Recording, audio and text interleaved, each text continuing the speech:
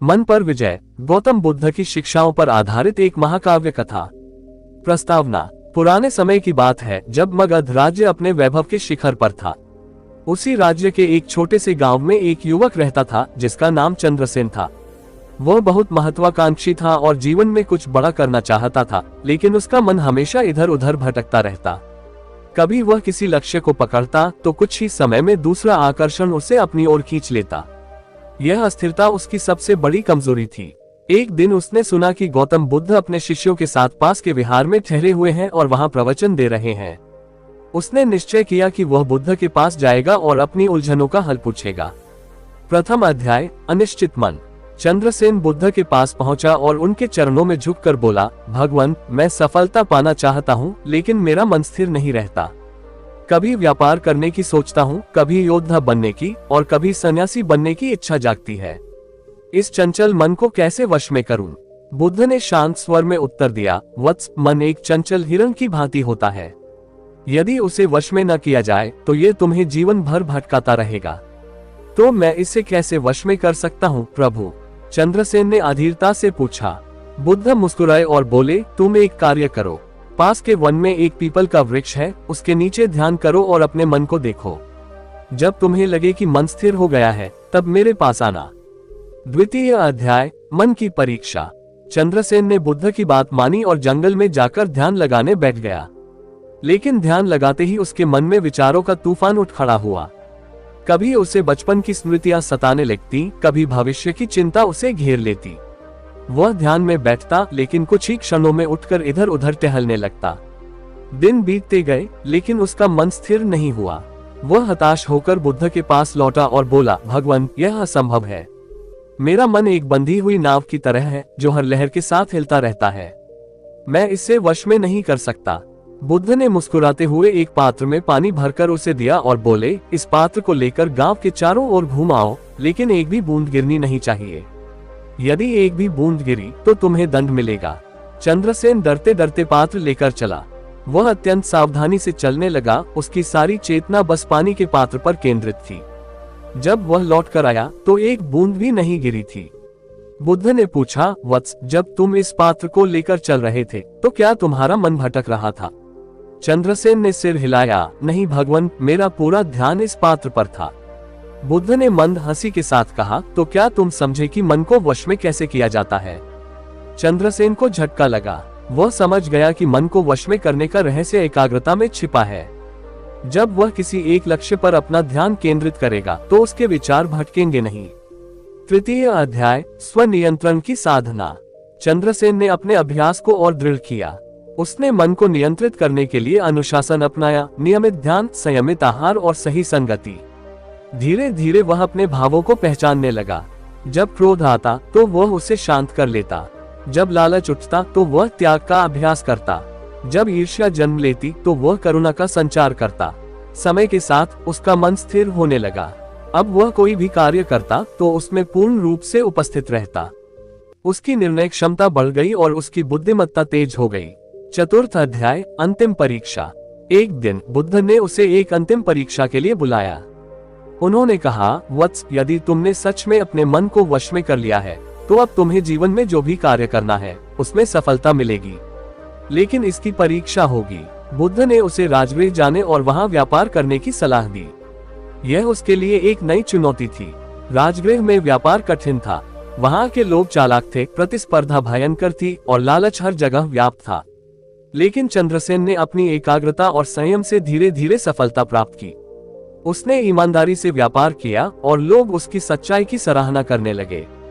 कुछ वर्षों में वह नगर का एक प्रतिष्ठित व्यापारी बन गया, लेकिन धन और सफलता के बावजूद उसका मन स्थिर रहा।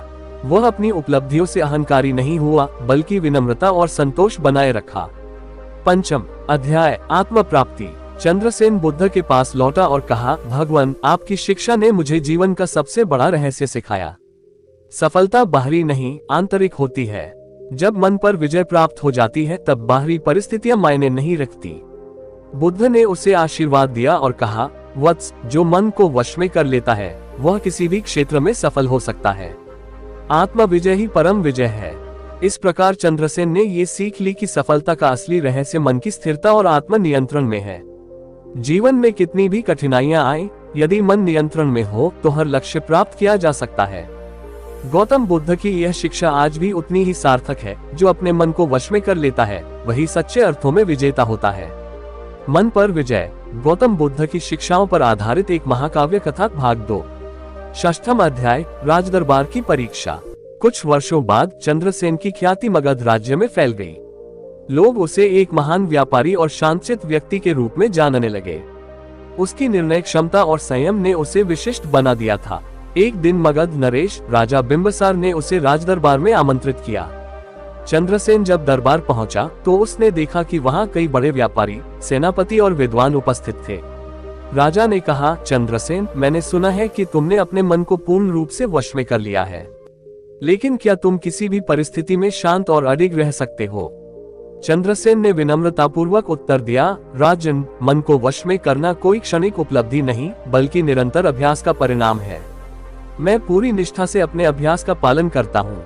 राजा मुस्कुराए और बोले, अच्छा, तो फिर एक परीक्षा लो।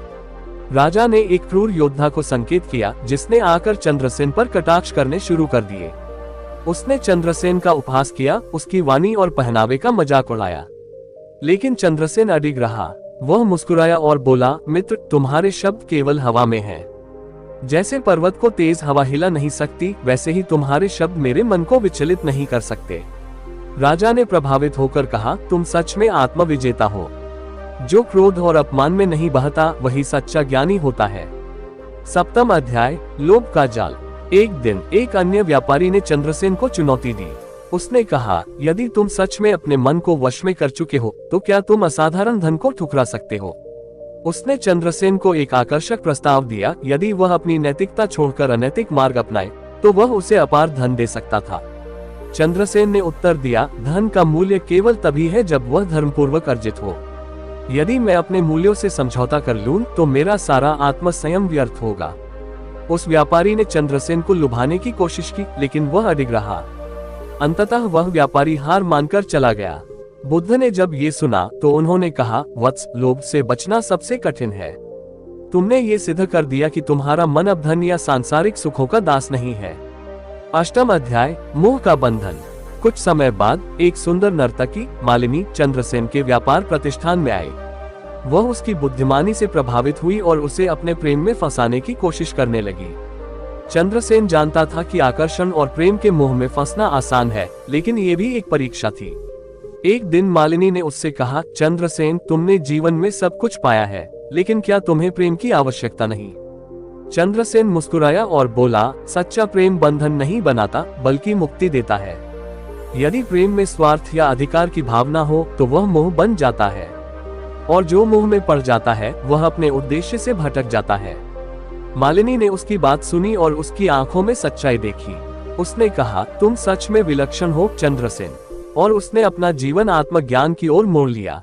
नवम अध्याय, अंतिम परीक्षा।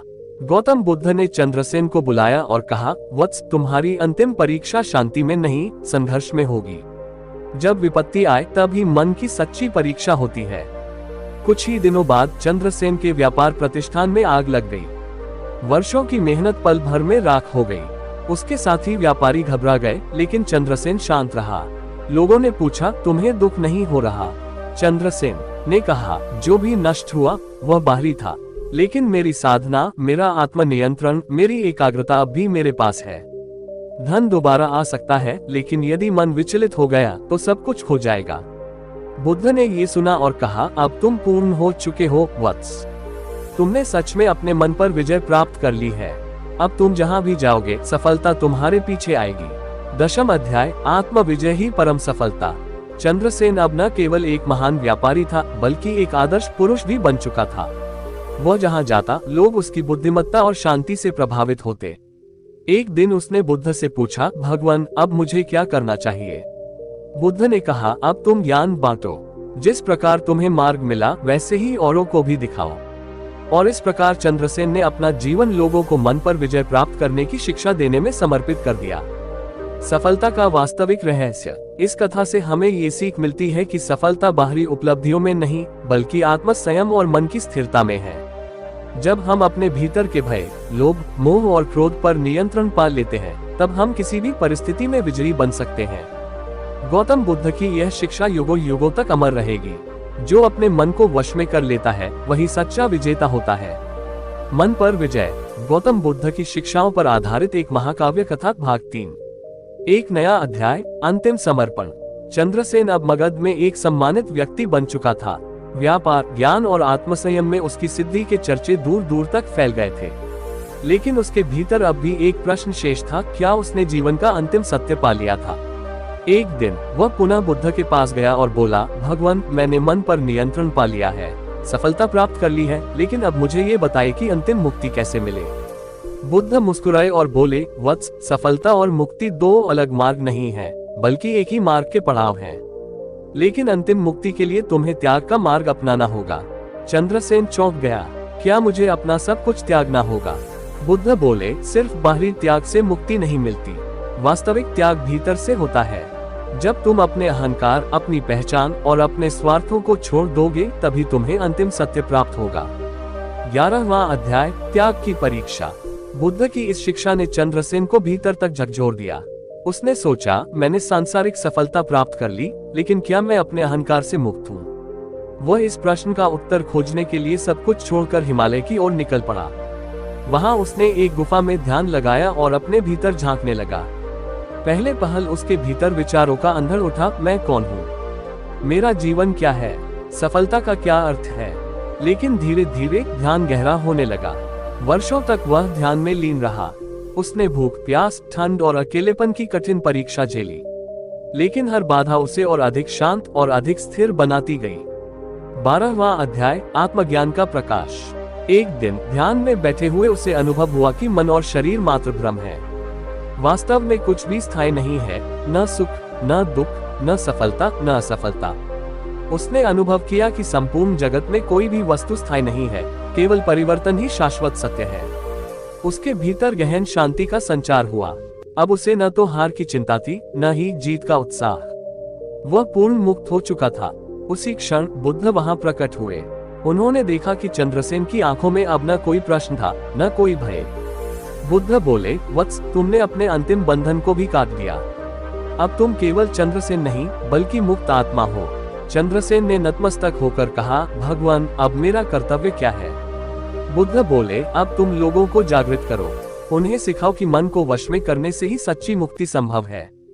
13वां अध्याय, एक नया मार्ग। अब चंद्रसेन वापस लौटा, लेकिन इस बार वह कोई व्यापारी नहीं, बल्कि एक मुक्त साधु था। वह गांव गांव जाकर लोगों को आत्मसंयम, एकाग्रता और ध्यान का महत्व सिखाने लगा।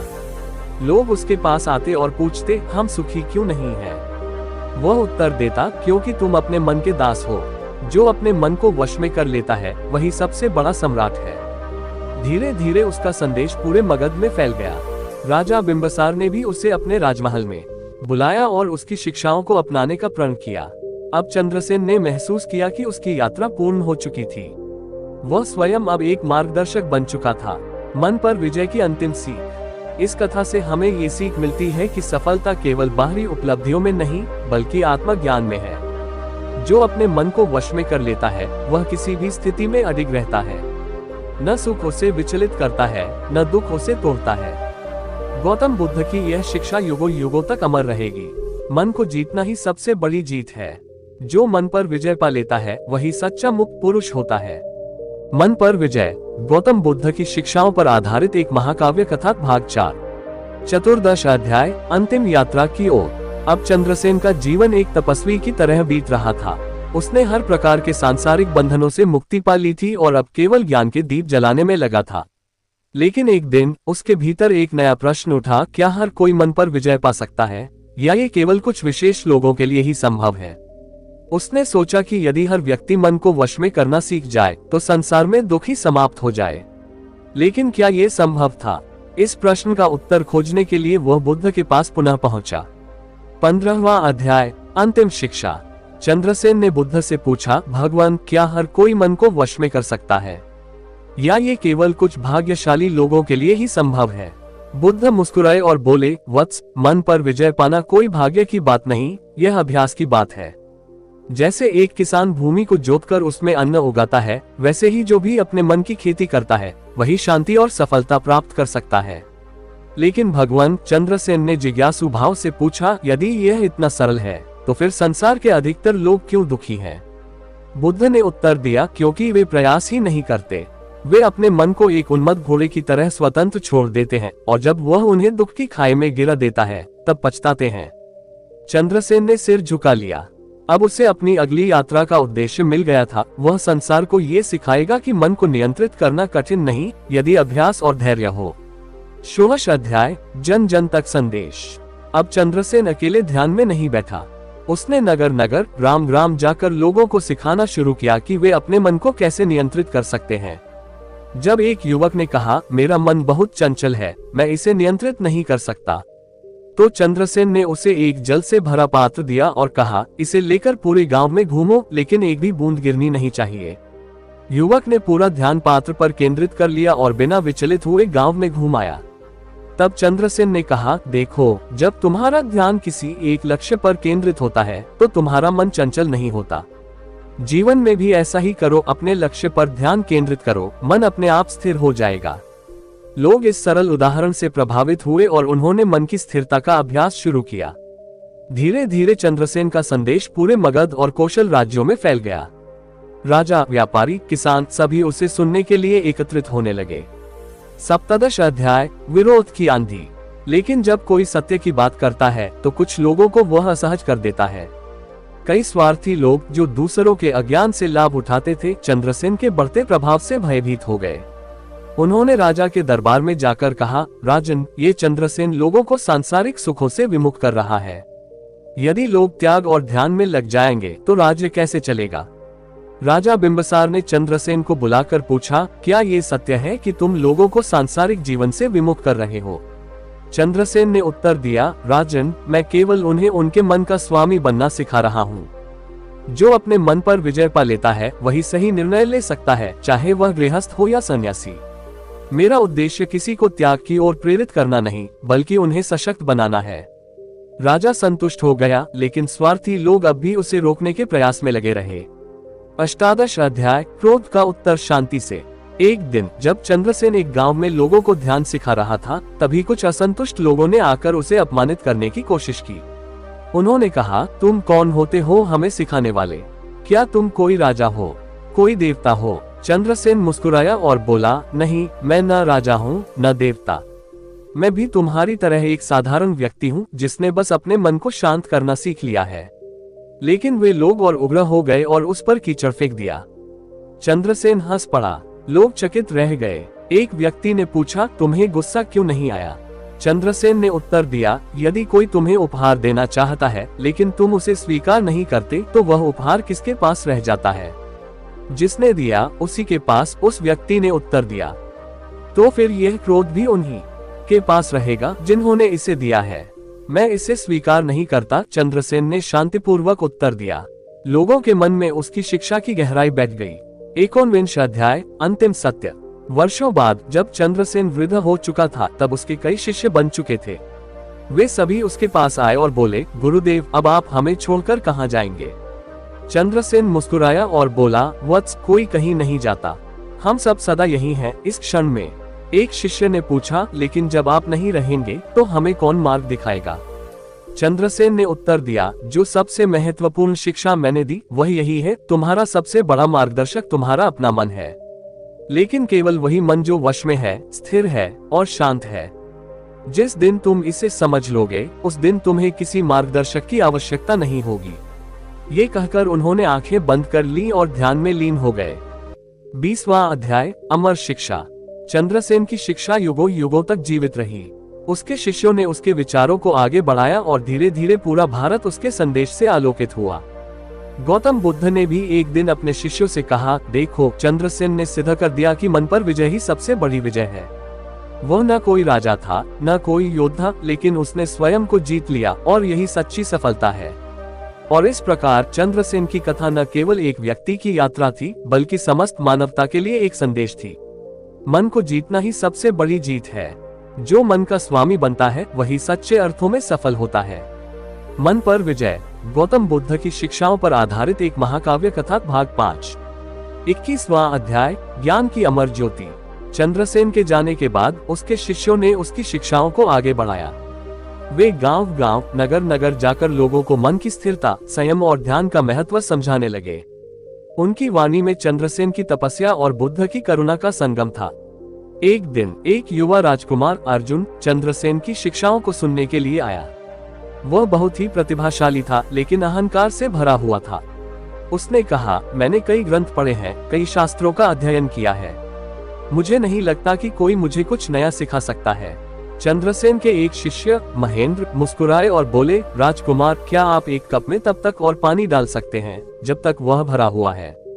नहीं, यदि कप पहले से भरा है तो नया जल उसमें नहीं आ सकता, अर्जुन ने उत्तर दिया। महेंद्र ने कहा, ठीक वैसे ही, जब तक तुम्हारा मन अहंकार से भरा हुआ है तब तक नया ज्ञान उसमें प्रवेश नहीं कर सकता। ज्ञान वही प्राप्त करता है जो स्वयं को खाली करना सीखता है। राजकुमार को पहली बार अपनी भूल का एहसास हुआ।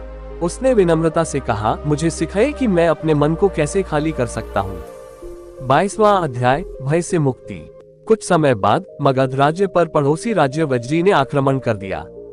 पूरे नगर में भय व्याप्त हो गया। लोग सोचने लगे कि उनका क्या होगा। राजा बिंबिसार ने महेंद्र को बुलाया और पूछा, इस संकट की घड़ी में तुम क्या सलाह दोगे? महेंद्र ने उत्तर दिया, राजन, सबसे पहले हमें अपने मन को स्थिर करना होगा। जब मन भयभीत होता है तब हम सही निर्णय नहीं ले पाते। लेकिन भय से मुक्त कैसे हुआ जाए? राजा ने पूछा। महेंद्र बोले, भय तभी होता है जब हम परिणाम के बारे में सोचते हैं। यदि हम केवल इस क्षण में जीना सीख लें और अपने कर्तव्य को पूरी निष्ठा से करें तो भय स्वयं ही समाप्त हो जाता है। राजा ने यह बात समझी और शांत मन से युद्ध की रणनीति बनाई। परिणाम स्वरूप मगध ने बिना किसी अनावश्यक रक्तपात के वज्री राज्य के साथ संधि कर ली। लोगों को इस घटना से एक नई शिक्षा मिली, डर हमें कमजोर बनाता है, लेकिन जब हम वर्तमान में जीते हैं तो डर हमसे दूर हो जाता है। 23वां अध्याय, क्रोध पर विजय। एक दिन एक सन्यासी महेंद्र के पास आया और बोला, मैं वर्षों से ध्यान कर रहा हूँ, लेकिन अब भी जब कोई मुझे अपमानित करता है तो क्रोध आ जाता है। इसे कैसे रोका जाए? महेंद्र मुस्कुराए और बोले, आओ मैं तुम्हें एक कहानी सुनाता हूँ। एक बार एक व्यक्ति बुद्ध के पास आया और उन्हें अपशब्द कहने लगा, लेकिन बुद्ध शांत बैठे रहे। जब वह थक गया तो बुद्ध ने पूछा, यदि कोई तुम्हें उपहार दे लेकिन तुम उसे स्वीकार न करो तो वह उपहार किसके पास रहेगा? उस व्यक्ति ने उत्तर दिया, जिसने दिया उसी के पास रहेगा। तब बुद्ध ने कहा, ठीक वैसे ही, यदि कोई तुम्हें अपमान देता है और तुम उसे स्वीकार नहीं करते तो वह अपमान भी उसी के पास रह जाता है। सन्यासी ने सिर झुका लिया। अब उसे समझ में आ गया था कि क्रोध तभी टिकता है जब हम उसे ग्रहण करते हैं। 24वां अध्याय, सच्ची सफलता क्या है। कुछ वर्षों बाद अर्जुन राजा बन गया। वह बुद्धिमान, नीतिवान और परोपकारी शासक था। एक दिन उसने महेंद्र से पूछा, गुरुदेव, मैंने युद्ध जीते, धन कमाया, सम्मान प्राप्त किया, लेकिन क्या यही सच्ची सफलता है? महेंद्र ने उत्तर दिया, राजन, सफलता केवल बाहरी उपलब्धियों में नहीं होती। सफलता तब होती है जब हम भीतर से शांत होते हैं, जब हमारे भीतर न लोभ होता है, न अहंकार, न क्रोध, न भय। जो भीतर से विजयी हो जाता है वही सच्चा सफल होता है। राजा ने सिर झुका लिया और प्रण किया कि वह केवल बाहरी जीत पर गर्व नहीं करेगा, बल्कि अपने भीतर की विजय को भी प्राथमिकता देगा। 25वां अध्याय, अंतिम संदेश। महेंद्र अब वृद्ध हो चुके थे। एक दिन उनके शिष्य उनसे पूछने लगे, गुरुदेव, यदि हमें आपकी शिक्षा को एक वाक्य में समेटना हो तो वह क्या होगा? महेंद्र ने मुस्कुराकर उत्तर दिया, जो अपने मन को वश में कर लेता है वह संसार का सबसे बड़ा विजेता है। यही शिक्षा पीढ़ी दर पीढ़ी चलती रही। चंद्रसेन की आत्मा विजय की कथा अब केवल एक कहानी नहीं थी, बल्कि यह एक जीवंत संदेश बन चुकी थी। लोगों ने समझ लिया था कि सफलता बाहरी उपलब्धियों में नहीं, बल्कि आत्म संयम और मन की स्थिरता में है। और इस प्रकार मन पर विजय की यह यात्रा कभी समाप्त नहीं हुई। गौतम बुद्ध के वचनों की गूंज अनंत काल तक बनी रही। मन को जीतना ही सबसे बड़ी जीत है। जो मन का स्वामी बनता है वही सच्चे अर्थों में सफल होता है।